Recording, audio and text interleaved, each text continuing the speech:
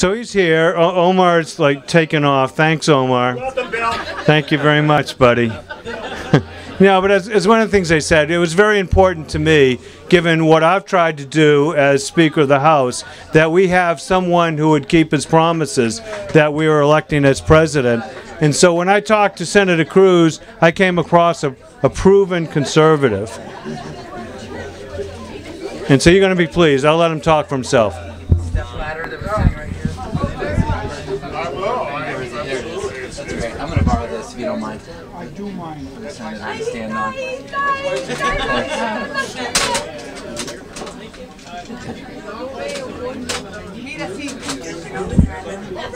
I got it.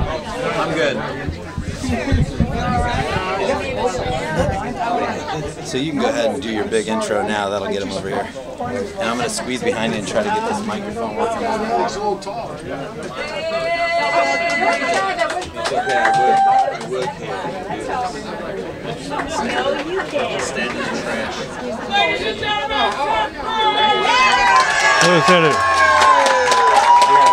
Senator, they've given me every indication they want to listen to you, not me. So here you go. Well, thank you, Bill. Thank you, Omer. Thank you, everyone, for being here. God bless the great state of New Hampshire.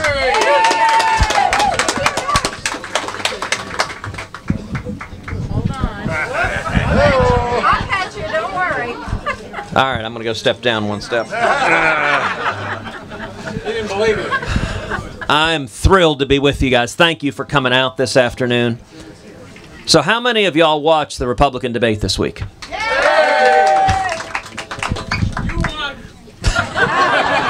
Thank you.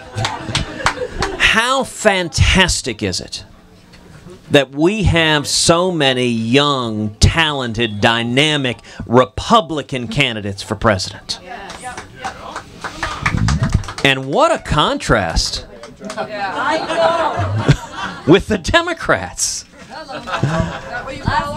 You know, I'm pretty sure the first Democratic debate consisted of Hillary and the Chipotle clerk.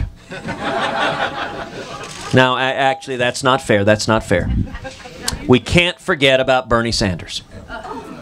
So now, the Democratic field consists of a wild-eyed socialist with ideas that are dangerous for America and the world, and Bernie Sanders.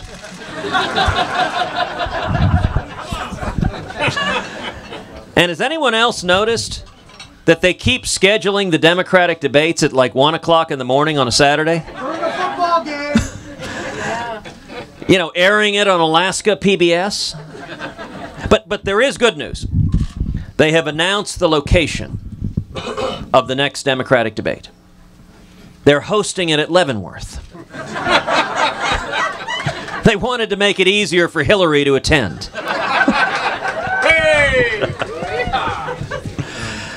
You know, I'm so grateful y'all came out. We are here today because our country's in crisis. Because we're bankrupting our kids and grandkids. Because our constitutional rights are under assault. And because America has receded from leadership in the world and it's made the world a much more dangerous place. And yet I'm here today to give y'all a word of hope and encouragement. All across this country, people are waking up, and there is a spirit of awakening that is sweeping this country. So I want to ask everyone here to look forward. Look forward to January 2017. If I'm elected president, let me tell you what I intend to do on the first day in office. The first thing I intend to do is rescind every single illegal and unconstitutional executive order taken by this president. Just last week, President Obama announced yet more lawless executive actions, trying to undermine our Second Amendment right to keep and bear arms. Well, he may have a phone and a pen, but if you live by the pen, you die by the pen, and my pen has got an eraser. The second thing I intend to do on the first day in office is instruct the U.S. Department of Justice to open an investigation into Planned Parenthood and these horrible videos.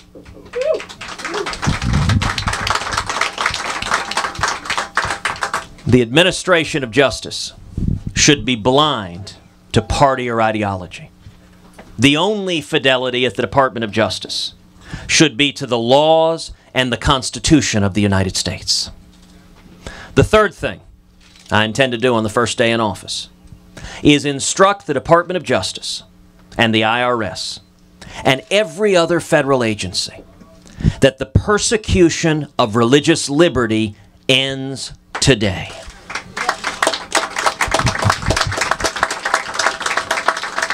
That means that every serviceman and woman has the right to seek out and worship God Almighty with all of their hearts, minds, and souls. And their superior officer has nothing to say about it.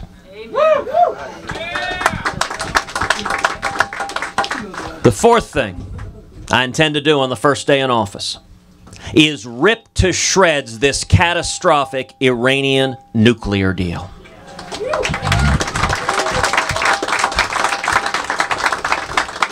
The single greatest national security threat facing this country is the threat of a nuclear Iran.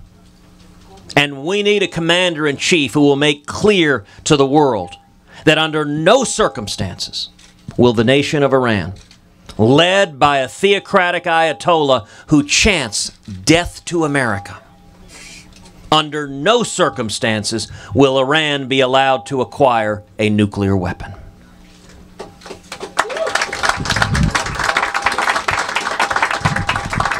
The fifth thing I intend to do on the first day in office is begin the process of moving the American embassy in Israel to Jerusalem, the once and eternal capital of Israel.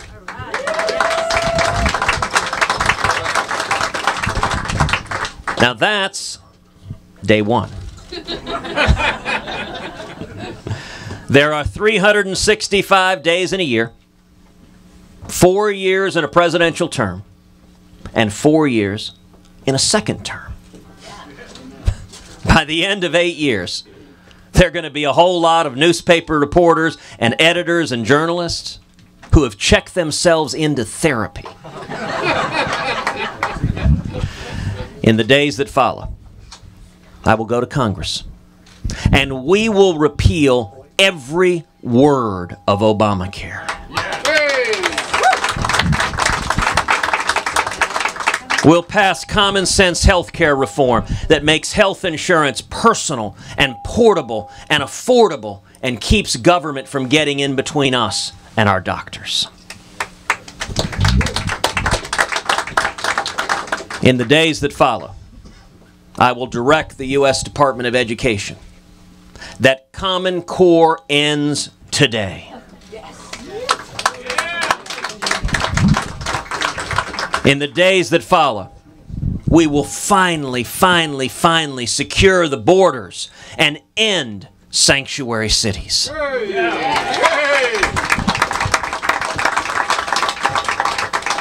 In the days that follow, we will rebuild the military, and we will honor the sacred commitment made to every soldier and sailor and airman and Marine.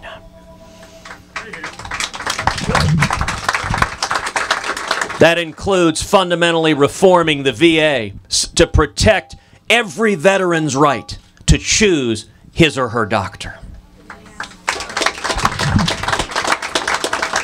And that also includes protecting every serviceman and servicewoman's right to keep and bear arms.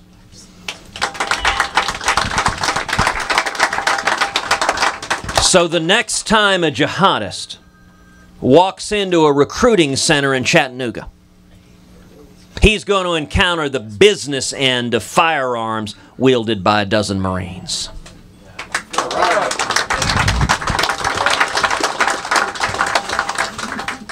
We will have a commander-in-chief who stands up and says to the world, we will defeat radical Islamic terrorism.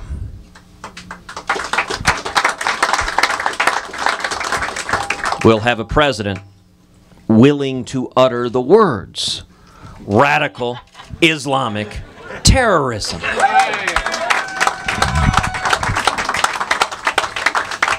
And we will not weaken, we will not degrade, we will utterly and completely destroy ISIS.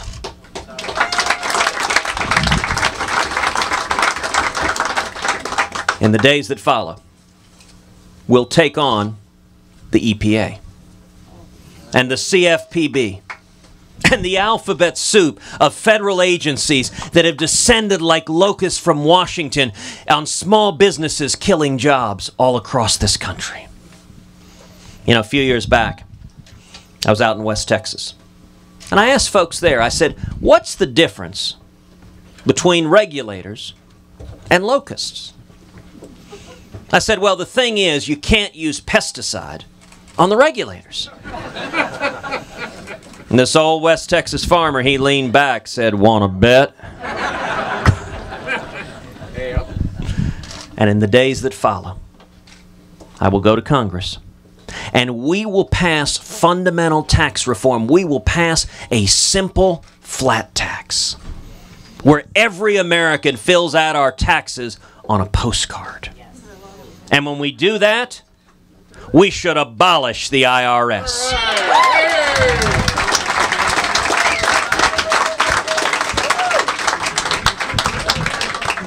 Now, some of y'all might be thinking, all of this makes sense to me. It's basic common sense. Live within your means. Don't bankrupt our kids and grandkids. Follow the Constitution. But can it be done? Can we do it? You know, Scripture tells us there's nothing new under the sun. I think where we are today is very, very much like the late 1970s, the Jimmy Carter administration. Same failed economic policy. Same feckless and naive foreign policy. In fact, the exact same countries, Russia and Iran, openly laughing at and mocking the President of the United States. Now, why is it that that analogy gives me so much hope and optimism? Because we remember how that story ended. All across this country, millions of men and women rose up and became the Reagan Revolution. And it didn't come from Washington. Washington despised Ronald Reagan. By the way, if you see a candidate who Washington embraces, run and hide. It came from the American people, and it turned this country around.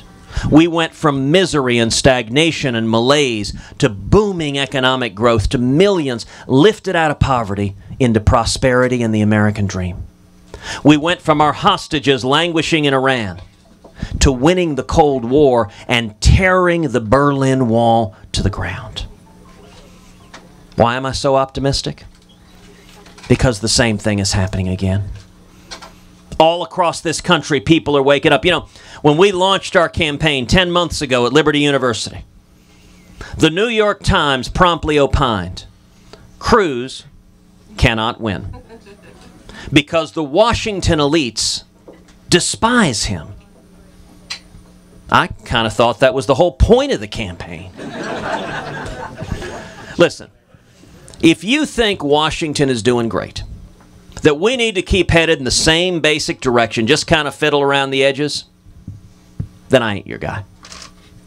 On the other hand, if you think Washington is fundamentally broken, that there is a bipartisan corruption of career politicians in both parties that get in bed with the lobbyist and special interest and grow and grow and grow government, and we need to take power out of Washington and back to we the people, that is what this campaign is all about.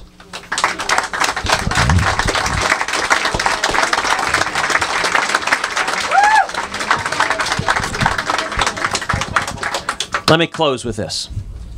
You know, for every one of us here, freedom is not some abstract concept that we read about in a school book.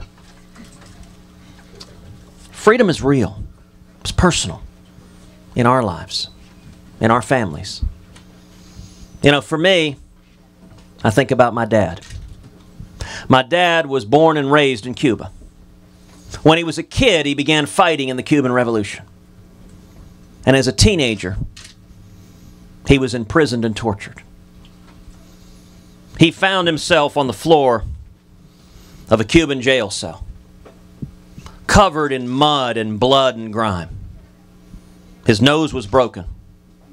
His teeth were shattered out of his mouth. And he remembers thinking, I don't have any kids.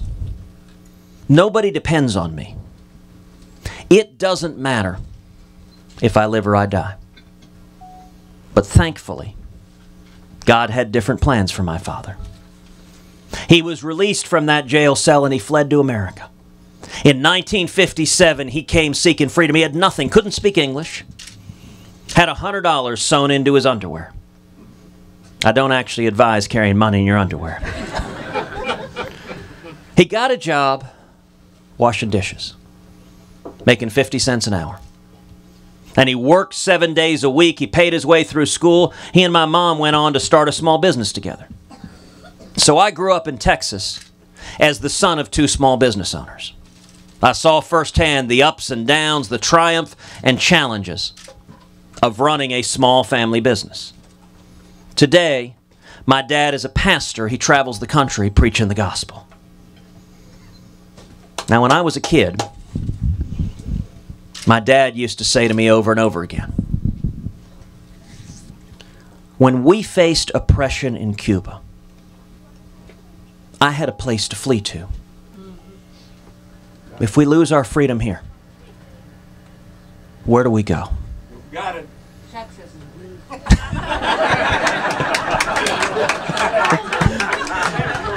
That is why all of us are here today. Because we are not prepared to go quietly into the night. We are not willing to give up on our kids and grandkids. And I tell you this today, if we stand together and defend freedom, if we defend the Constitution, if we defend the Judeo-Christian values on which this nation was built, if we stand as one, as we the people, then we will bring back, we will restore that last best hope for mankind, that shining city on a hill that is the United States of America. Thank you.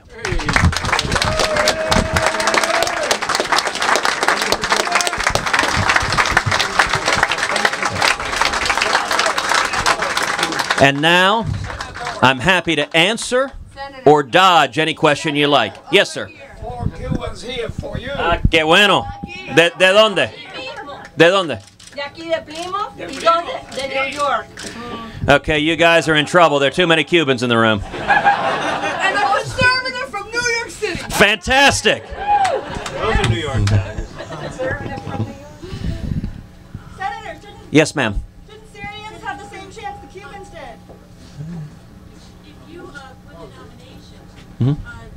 very, they say direct approach. Mhm. In the media, Yeah. sometimes in survey, they say it's even aggressive. If you debate Hillary Clinton, how do you think that might hinder or help you in the debate? It's a terrific question. So the question was, what happens in the general election? And she pointed out, the media are not exactly my best friends. And so they don't necessarily say the nicest things about me. So how is the general going to play out? And let me answer it two ways. Number one, I think there's no more important question than how do we win the general election in 2016. That the stakes are too high. The maddening thing about politics is there are a bunch of consultants in Washington who keep running national campaigns and they keep losing. And they keep coming back to Republicans saying, support us, when we make the exact same mistakes over and over again. Their advice is always, the way to win is run to the mushy middle. Run as Democrat light. They say that every time, and every time we do it, we lose. And we lose because millions and millions and millions of conservatives stay home. I'm a numbers guy. I'm a data guy. If you compare 2004, the last race we won, to 2008 and 12, by far the biggest difference is the millions of conservatives who showed up in 04, who stayed home in 08, and stayed home in bigger numbers in 12. And they fall basically into two categories. Number one, evangelical Christians. There are about 90 million evangelicals in America. 54 million evangelicals stayed home in 2012. The other major group are the so-called Reagan Democrats. They tend to be blue-collar Catholics, union members, gun owners, pro-life, strong national defense, across the Midwest up into New England. The most important question, if we're going to win the general, how do you bring back to the polls the millions of conservatives who are staying home? And the one thing that's abundantly clear, if we nominate another candidate in the mold of a Bob Dole or a John McCain or a Mitt Romney, all three of whom are good, honorable men, they love their country, but what they did didn't work. If we do it again, the same millions of conservatives who stayed home in 08 and 12 will stay home in 16.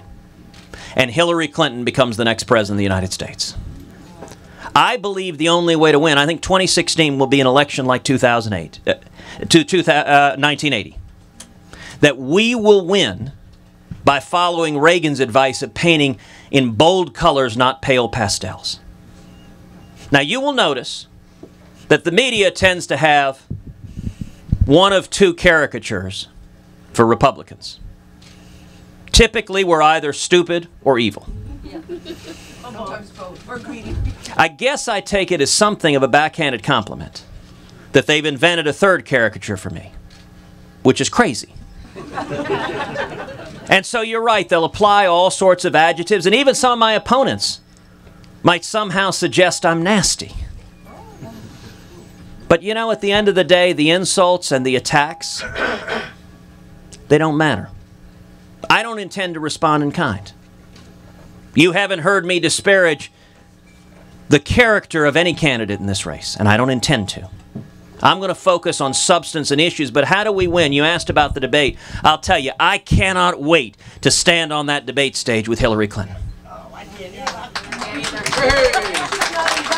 And to make a very, very clear choice. If you vote for Hillary Clinton, Iran will acquire nuclear weapons. If you vote for me, Iran will never have nuclear weapons. If you vote for Hillary Clinton, Obamacare will remain a permanent feature of our economy forever. If you vote for me, we'll repeal every word of Obamacare. If you vote for Hillary Clinton, 12 million people here illegally will receive amnesty, will take away jobs, and drive down wages across this country. If you vote for me, there will be no amnesty, and we will secure the borders and end illegal immigration. I think we win by painting a clear, meaningful distinction. That's how we win, is we fight for working men and women who, by the way, have gotten hammered in the last 7 years under Barack Obama. We fight for working men and women who want to believe again in the promise of America, and we fight against the bipartisan corruption that is embodied by Hillary Clinton. Yes, ma'am. Based on what you said in your presentation, would you be a proponent for limiting the term limits in Congress? So the question is, do I support term limits?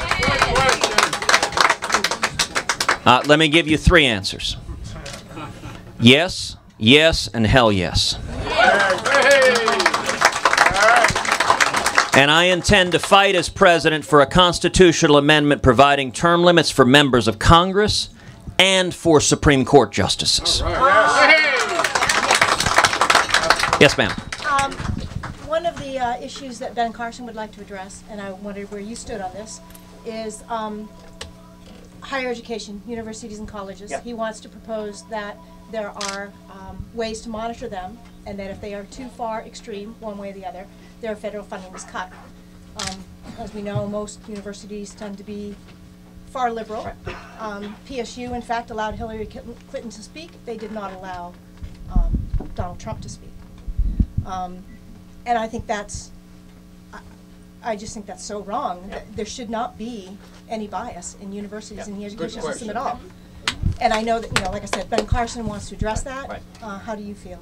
Or what do you So the question was, what should we do about ideological bias at universities and higher education? And she suggested that Ben Carson wants the government to, I think you said, monitor, and if universities are too far extreme ideologically, to cut off their funding.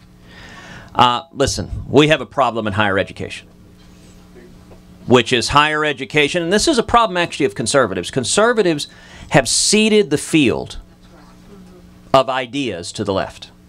If you look at where the battle of ideas is waged, we've ceded to the far left our universities. We've ceded to the far left much of K through 12 education. We've ceded to the far left journalism. We've ceded to the far left Hollywood and entertainment and pop culture. And the left is fighting a battle every day on the field of ideas. We've got to fight back on the field of ideas. I understand this very well. Listen, I am a graduate of Princeton and Harvard Law School. As I would tell people in West Texas when they heard I went to Harvard, I'd say, look, I've got a lot to apologize for. I was 5 years behind Barack Obama, 4 years behind Barack Obama at Harvard Law School. When we were students there were fewer self-described Republicans on the faculty than there were communists. And by the way, that's not me calling them that. There were a dozen professors on the Harvard Law School faculty, if you asked them, would say, I'm a Marxist. I embrace the philosophy of Karl Marx. So I used to joke that the range of political debate on the Harvard Law School was a debate between the Bolsheviks and the Mensheviks. We've got to fix that. We've got to turn that around. But I'll tell you, I don't think the answer is the federal government getting involved. You know, my view, education is too important. Education has been a gateway for opportunity for my family and for families throughout America. And I think education is too important. So, for example, I think we should abolish the Federal Department of Education.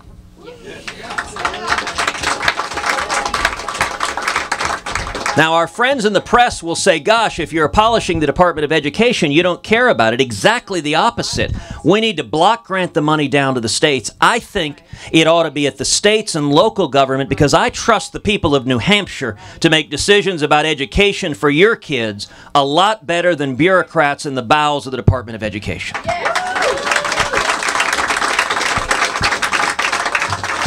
So I agree with the problem. But I don't think the answer is the government monitoring or restricting speech. I think the answer to bad speech, I agree with John Stuart Mill. The answer to bad speech is more speech, and the way we win the battle of ideas is we speak the truth with a smile. And I'll note, by the way, connecting to the last question, let's take, for example, Hillary Clinton. Please, somebody take Hillary Clinton. You know, Hillary and Barack Obama love to go on about income inequality. We know to a certainty in the general election debate, she will talk about how concerned she is about income inequality. I look forward to saying, I am so glad Secretary Clinton brought up income inequality, because it has increased dramatically under her policies. Under the Obama-Clinton economy, the top 1%, the millionaires and billionaires that they love to demagogue, today earn a higher share of our income than any year since 1928. Those with power and influence, those who walk the halls of power in the Obama administration, have gotten fat and happy. 6 of the 10 wealthiest counties in America are in and around Washington, D.C. But you know who's been hammered under the Obama-Clinton economy? The middle class and the most vulnerable among us. It's young people, it's Hispanics, it's African Americans, it's single moms. We have the lowest percentage of Americans working since 1977, since Jimmy Carter. Wages have stagnated for 20 years. What they're doing doesn't work. And we need to get government out of the business of cronyism and corporate welfare and picking winners and losers. And instead, we need to fight for the working men and women of this country who want a good job and a good wage and government off their backs.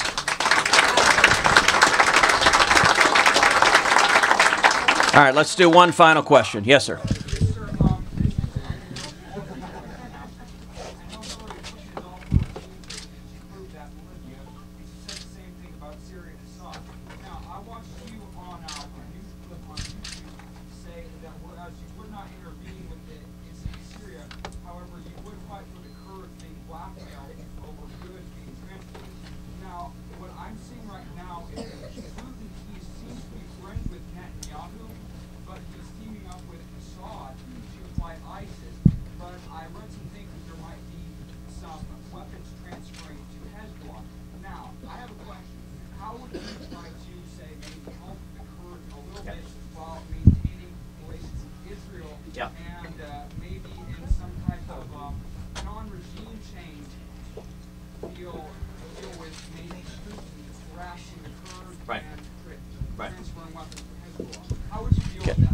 Well, thank you for that question. There was a lot of detail and a lot of nuance in that question. So let me try to walk through generally my approach to foreign policy and then specifically what I think we should be doing in Syria. Generally, my approach to foreign policy is I think the touchstone of all foreign policy for the United States should be the vital national security interest of this country. What the Obama-Clinton foreign policy gets wrong over and over again is they lose sight of, they don't focus on U.S. national security interests, they focus on other objectives. So I think history has proven that it was a mistake when Obama and Clinton went into Libya, led NATO in toppling the government in Libya, and the result was handing that country over to radical Islamic terrorists. That is now a war zone. Because we went in there, Obama and Hillary teamed up with a lot of establishment Republicans who were eager to promote democracy, but they didn't ask what happens once you topple the government, and they toppled the government and handed it over to terrorists who want to kill us. We saw the same thing happen in Egypt, where Obama and Hillary joined with a great many establishment Republicans cheered Mubarak's being toppled in Egypt.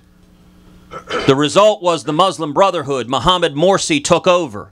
The Muslim Brotherhood is a terrorist organization that funds jihadists all across the world. It was materially worse from U.S. national security interests.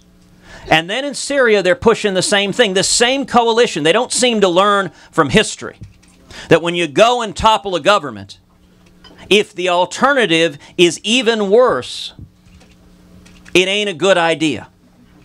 So you see Hillary and Obama and a lot of establishment Republicans, they want to topple Assad. Now listen, Assad is a bad man.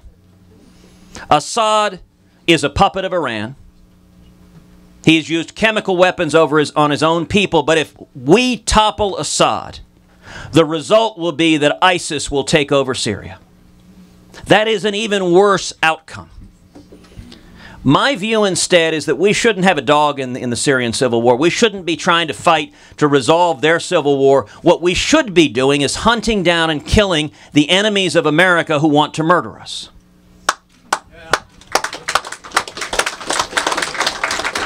So instead of focusing on Assad, we should be targeting ISIS, and we should use overwhelming air power. We should arm the Kurds who are fighting ISIS right now with outmoded military equipment.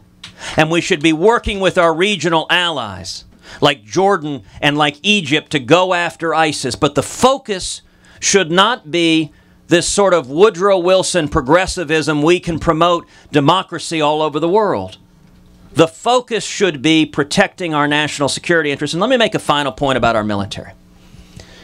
You know, for 7 years, our military has had a commander-in-chief who doesn't believe in their mission, who downgrades the readiness of the military, who reduces our capacity, and who sends our sons and daughters to fight with both arms tied behind their back with rules of engagement that make it impossible for them to win. I think that is immoral. And if and when military force is required, for example, to defeat ISIS, we should use overwhelming power to accomplish the objective, and then we should get the heck out. We shouldn't engage in nation building. We should come home.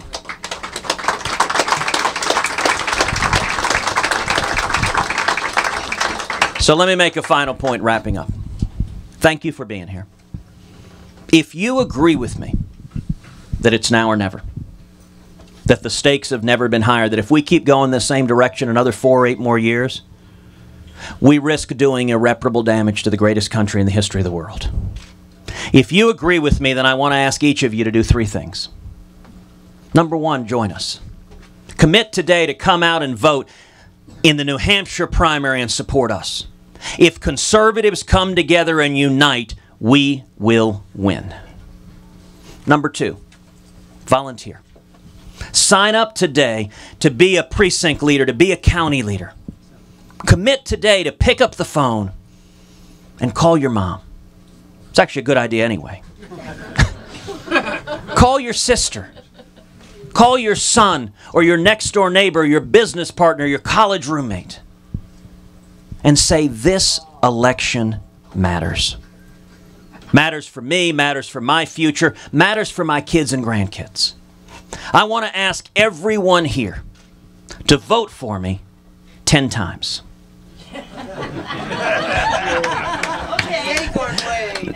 Now look, we're not Democrats. I'm not suggesting voter fraud. But if everyone here gets 9 other people to show up on primary day and vote, you will have voted 10 times. That's how we win. The third thing I want to ask everyone to do is pray. Commit today to lift up this country in prayer every day from now until Election Day. Just 1 minute a day. When you get up in the morning, when you're shaving, when you're having lunch, when you're putting your kids down to sleep, when you're laying down to go to bed, just 1 minute saying, Father God, please continue this awakening. This spirit of revival, pull this nation back from the abyss. Because we are standing on the promises of 2 Chronicles 7:14.